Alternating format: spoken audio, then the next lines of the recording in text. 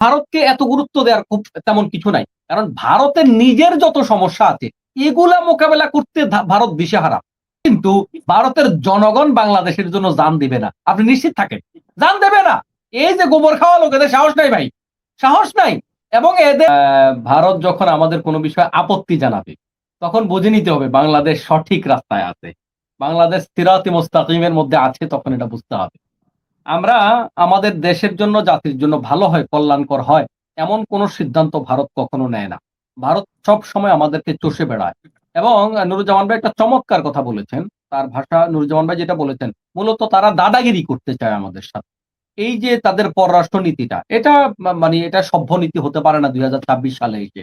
তো এটা সেই দিন কিন্তু পার হয়ে গেছে। গত কয়েকদিন আগেও একজন সেনাবাহিনী অবসরপ্রাপ্ত সেনাবাহিনীর একজন কর্মকর্তাকে বলতে শুনেছি, ভারতকে এত গুরুত্ব দেওয়ার খুব তেমন কিছু নাই। কারণ ভারতের নিজের যত সমস্যা আছে এগুলা মোকাবেলা করতে ভারত দিশেহারা।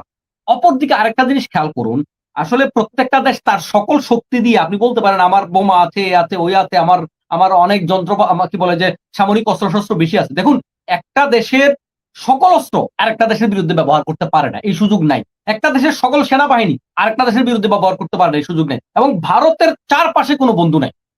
ভারতের চারপাশে কোনো বন্ধু নেই। এজন্য ভারত মারাত্মক ধরনের ঝামেলা আছে। আর অপরদিকে বাংলাদেশের অবস্থা হলো, এই যে এতক্ষণ আমরা কথা বললাম, ৪ ভাই মিলে ৪ রকমের কথা বললাম। কিন্তু বাংলাদেশের প্রশ্নে শুধুমাত্র একেবারে সিম্পল আমার মনে হয় সেটা 1% ও হবে না ভারতের দালাল। ওই ভারতের দালাল ছাড়া এরা এরা আওয়ামী লীগ সাধারণ যারা করে, মানে আওয়ামী লীগও আছে এদের ভিতরে। আওয়ামী লীগ খুঁজবে না, বিএনপি খুঁজবে না, জামাত খুঁজবে না এবং আমাদের অনেক হিন্দু ভাইয়েরাও আছে। এরা কিন্তু লাঠি নিয়ে মাঠে নাম। কথা বুঝতে পেরেছেন? অপরদিকে কিন্তু ভারতের জনগণ বাংলাদেশের জন্য জান দিবে না। আপনি নিশ্চিত থাকেন। জান দেবে না। এই যে গোবর খাওয়া লোক এদের সাহস নাই ভাই। সাহস নাই। এবং এদের যারা বড়, বড় অফিসাররা, আমার বাড়ি কিন্তু ইন্ডিয়ায়। এরা কিন্তু আমাদের কি বলে যে আমাদের যে বিজিবি আগের বিডিআর, এরা যদি মানে ৫ জনে ধাওয়া দেয়, এরা ৫০ জন পালিয়ে যায়। এজন্য বাংলাদেশের সাথে কোনোভাবে পেরে ওঠার মতো কোন রাস্তা নাই। ভারতের বহু মাথা বাঁধা আছে। এই জায়গায় যদি বাংলাদেশ মাথা উঁচু করে দাঁড়াতে পারে, আমরা তো জুলুমের কি বলে পররাষ্ট্রনীতি চাই না। আমরা তো ভারতের উপর জুলুম করব না। কিন্তু আমরা কোন জুলুম সহ্যও করব না। কথাটা হচ্ছে এই জায়গায়। আমরা ন্যায্যতার ভিত্তিতে বন্ধুত্ব করব। কিন্তু আমরা এখানে তাদের দাদাগিরিটা মেনে নেব না। আমাদের সাথে বন্ধুত্ব থাকবে।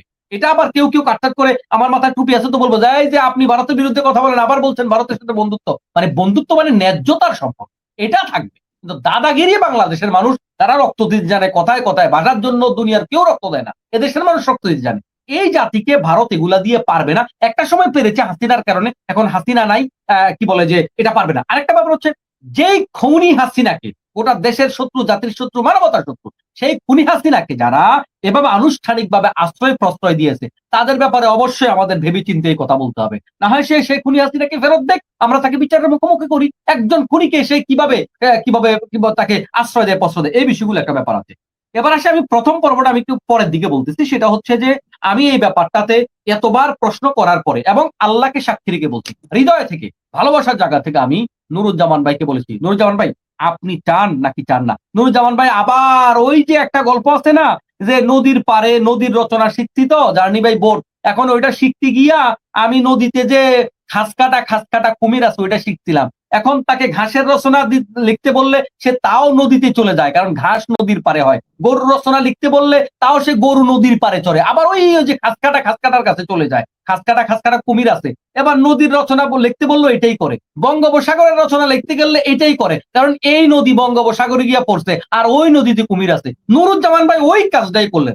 বারবার করে বলেছি, আরে মিয়া সাহস করে বলেন আমি শরিয়া আইন চাই, কিন্তু ভাই আমার দেশে পরিবেশ নেই। তাই শব্দটা বলতে পারলেন না, এটা দুঃখজনক ব্যাপার। আমি আপনাকে কথা বলছি, দেখেন বাংলাদেশের শরিয়া আইন এগুলো তো আমাদের সাবেক রাষ্ট্রপতি জিয়াউর রহমান থেকে শুরু করে অতীতে যারা রাষ্ট্র চালাইছে, এই সংবিধান তো আর আল্লাহর পক্ষ থেকে জিবরাইল আলাইহিস সালাম নিয়ে আসে নাই, আমরাই তো বানাইছি নাকি?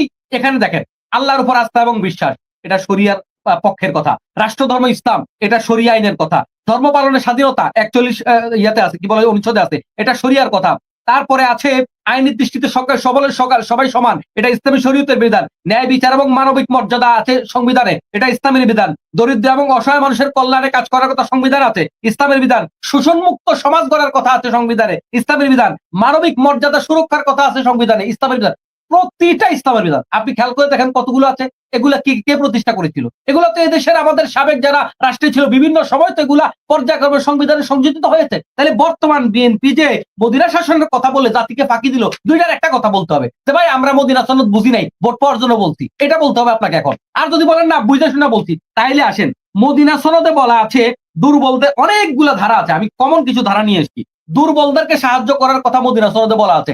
আপনারা তো দুর্বলের উপর জুলুম করতেছেন। গোটা দেশে আপনারা আওয়ামী লীগ যা জুলুম করেছে ব্যক্তি পর্যায়ে, আপনারা ভোটার আইডি কার্ড প্রতিদিন আপনারা মানুষের কেউ কারোর অন্ডকোষে চাপ দেন, কারোর গলায় ছুরি ধরেন। এক দুইটা ঘটনা ভাই একটা বড় দলের পক্ষে এটা তেমন কিছু না, এটা আমিও বলি, এটা জামাত হোক বিএনপি হোক, সব দলের মধ্যে কিছু দুর্নীতিবাদ আছে।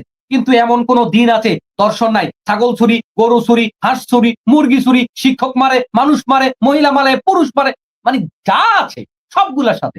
এটা তো কাম্য হতে পারে না, নাম্বার ওয়ান, মদিনা সনদ আপনারা মানতেছেন না, অপরাধীদেরকে কোনো আশ্রয় দেওয়া যাবে না। অথচ আপনারা কয়দিন পর পর আপনারা দল থেকে বহিষ্কার করেন, এরপরে আবার দেখা যায় ওই ব্যক্তি আবার দেখা যায় যে আপনাদের সাথে আছে। তাহলে মদিনা সনদের সাথে আপনি দ্বিমত পোষণ করলেন। 3 নাম্বার, কোন বিষয় যদি আমাদের গোলযোগ তৈরি হয়, দ্বিমত তৈরি হয়, তাহলে আল্লাহ এবং রাসূলের দিকে ফিরে যেতে হবে। এটা মদিনা সনদের ধারা। আপনারা আল্লাহ এবং রাসূলের ধারা অনুপাতে আপনারা কি যে সমস্ত বিষয় মীমাংসা হয় না আমাদের দেশে, আপনারা কি আল্লাহ এবং রাসূলের ধারার দিকে আপনারা ফিরে যাচ্ছেন না। তারপর হচ্ছে মজলুম এবং নির্যাতিতকে সাহায্য করা।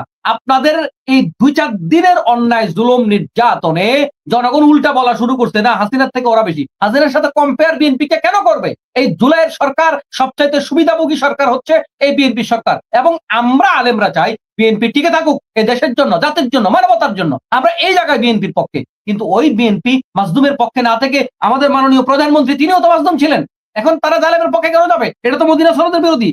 তারপরে হচ্ছে দেশে মদিনা সনদে একটা ধারা ছিল মদিনার ভিতরে তথা রাষ্ট্রের ভিতরে সর্বোচ্চ নিরাপত্তা নিশ্চিত করা। আপনারা বুকে হাত দিয়ে বলুন দেখি, বাংলাদেশে আগের থেকে নিরাপত্তা বেড়েছে? আমার আগে যে ভাই মুরব্বী কথা বলেছেন তিনি তো এই কথাটা বলেছেন, আমাদের কোথাও নিরাপত্তা নাই। শিশু, কিশোর, তারপর যুবক, যুবতী, মাদক কি ছয়লাভ হয়েছে গোটা বাংলাদেশে। স্মরণকালের সবচেয়ে বেশি মাদকের ছয়লাভ। এখন আপনারা নিরাপত্তা দিতে পেরেছেন? আমি মাত্র পয়েন্ট ভিত্তিক কয়েকটা বললাম। মদিনা সনদে এরকম 40-এর উপরে ধারা আছে, আপনি এই ধারাগুলো দেখেন না, মানতেছেন না তো আপনারা। তাহলে আপনারা কোনটা করছেন? তাহলে বলেন যে মদিনা সনদ ভাই বুঝি নাই, এমনি কইছিলাম। আর যদি বুঝে শুনে বলেন তাহলে এগুলো বাস্তবায়ন করেন। আপনি দেখবেন আরেকটা কথা, সর্বশেষ কথা বলে আমি রাখছি, সেটা হচ্ছে এই, আচ্ছা বিএনপি যে শরিয়া আইন যে এত ভয় পাচ্ছে, সাহস করে কইতেও পারে না, বাস্তবায়ন করা তো দূরের কথা। শোনেন ভাই, এই দেশের মানুষ ইসলাম প্রিয়, যদিও আমাদের ইসলামিক নলেজ কম থাকার কারণে প্র্যাকটিক্যালি আমরা ইসলাম কম মানলেও ইসলাম চাই, মনে রাখবেন এটাই বেশি। এজন্য বিএনপি যদি সাহস করে 2-4টা শরিয়া বিধান যদি কায়েম করতে পারে, যেমন ধরেন দর্শনের বিরুদ্ধে যদি শরিয়া আইনটা কায়েম করতে পারে, মৃত্যুদণ্ড কার্যকর করতে পারে, শিওর করতে পারে, একটাও যদি করতে পারে, আপনি দেখবেন যে দেশের মানুষ কিভাবে বিএনপির পিছনে হুমড়ি খেয়ে বিএনপির পিছনে স্লোগান দিবে দেশের মানুষ। আপনি এরকম 2-4টা করেন না, দুর্নীতিবাজের বিরুদ্ধে আইনগুলো করেন না, আপনি ডাকাতের বিরুদ্ধে শাস্তিটা আপনি কার্যকর করেন না, এগুলা যদি আপনি করতে পারেন, একেবারে মানে বেছে বেছে আপনি 5টা করেন না, দেখবেন এই দেশের মানুষ, এই যে আপনি শরীয়ত থেকে দূরে থাকতে চান না, এতে কি জনপ্রিয়তা কমে? আপনি সাহস করে বলতে পারেন না দলের জন্য, সাহস হয় না, দলের পদবি চলে টলে যায় নাকি আবার, এজন্য সাহস করে বলতে পারেন না। সাহস করে বলেন, দেখবেন দেশের মানুষ আপনাকে বেশি ভালোবাসবে, এটার দ্বারা আপনার জনপ্রিয়তা মোটেও কমবে না। সবাইকে ধন্যবাদ, আল্লাহ হাফেজ, আসসালামু আলাইকুম। জি, ধন্যবাদ।